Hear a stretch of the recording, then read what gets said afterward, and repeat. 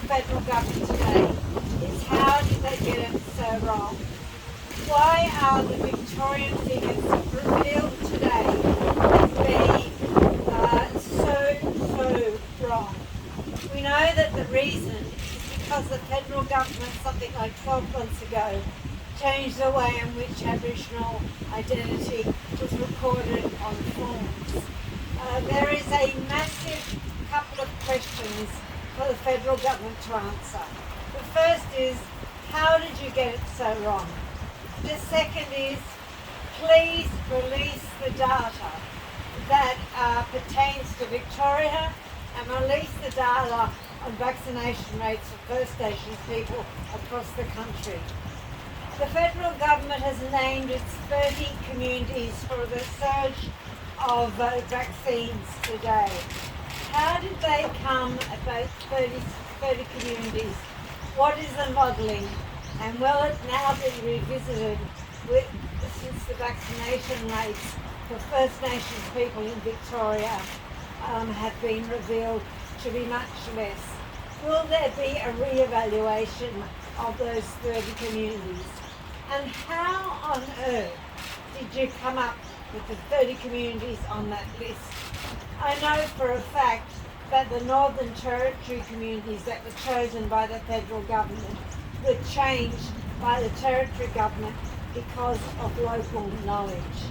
It is unacceptable, absolutely unacceptable, that there is not answers that have to be made by the federal government about vaccine rates across communities.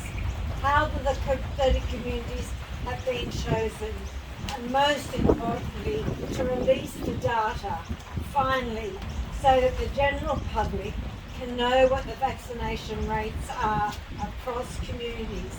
It is available data, don't you worry about that. It is absolutely available, but the availability of that data has not been made public, and that is inexcusable in terms of the vaccine rollout for our communities.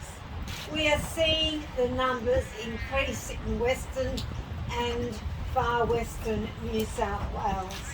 We look at the 30 communities that were chosen and you just wonder how those communities haven't made it onto the list. You wonder how the inner west of Sydney hasn't made it onto the list.